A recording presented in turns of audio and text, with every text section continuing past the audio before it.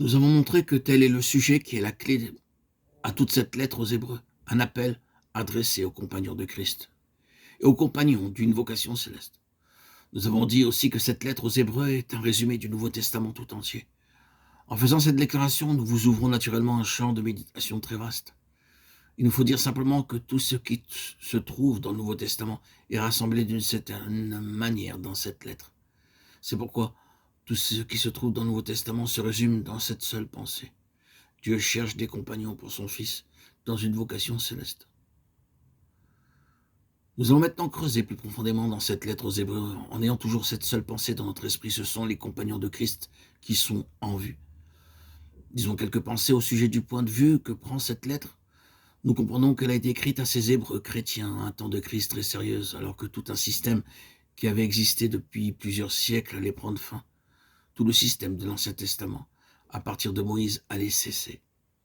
Après que l'auteur eut écrit tout ce qui se trouve dans cette lettre, il donne une citation de l'Ancien Testament. « J'ébranlerai encore une fois non seulement la terre, mais aussi le ciel. » Or, ces mots, encore une fois, indiquent la transformation des choses, qui, par cela même qu'elles ont été créées, seront un jour ébranlées, afin que subsiste ce qui est inébranlable. Hébreux 12, 26, 27, Agé 2, 6.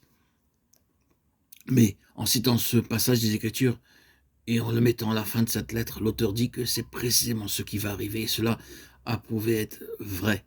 Il est évident que cette lettre a été écrite juste avant l'an 70 avant Jésus-Christ. Les légions romaines se rassemblaient déjà autour de Jérusalem, et nous savons d'après l'histoire ce qui arriva. La cité fut assiégée et détruite, et il ne resta plus pierre sur pierre dans le temple, et tout le pays fut dévasté. Le service sacerdotal cessa, et toutes les fonctions du temple prirent fin. Tout le pays fut mis dans un état de désolation absolue, et depuis ce jour et jusqu'à aujourd'hui, ce système a cessé d'exister. Et cette lettre fut écrite parce que le Seigneur savait ce qui allait arriver, et parce que dans le dessein divin, le moment était arrivé. Lisons cette lettre à la lumière de cette grande crise historique. C'était le côté sombre de l'histoire, mais nous remarquons que cette lettre est remplie de cette chose meilleure qui a pris la place de l'ancienne.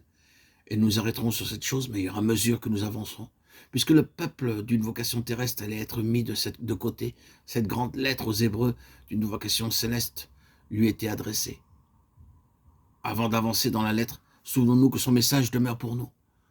Ce serait une personne très aveugle que celle qui, aujourd'hui, ne verrait pas qu'un autre événement semblable est très près. Il a été édifié sur cette terre un autre grand système du christianisme. C'est un système très terrestre, de même que les cœurs des Juifs étaient très attachés à leur système.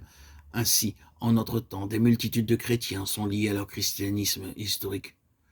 Je ne prétends pas être un prophète, mais il y a dans la parole de Dieu beaucoup de passages qui parlent du moment où tout ce système sera ébranlé. Il est très impressionnant que durant notre vie, nous ayons vu cela s'accomplir dans une petite mesure, alors que des églises ont été détruites, des congrégations dispersées, si bien qu'il n'a plus été possible de continuer selon les anciennes formes.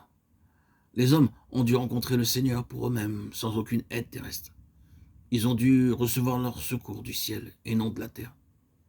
Nous avons vu cela arriver d'une manière comparativement petite à 2 occasions au moins.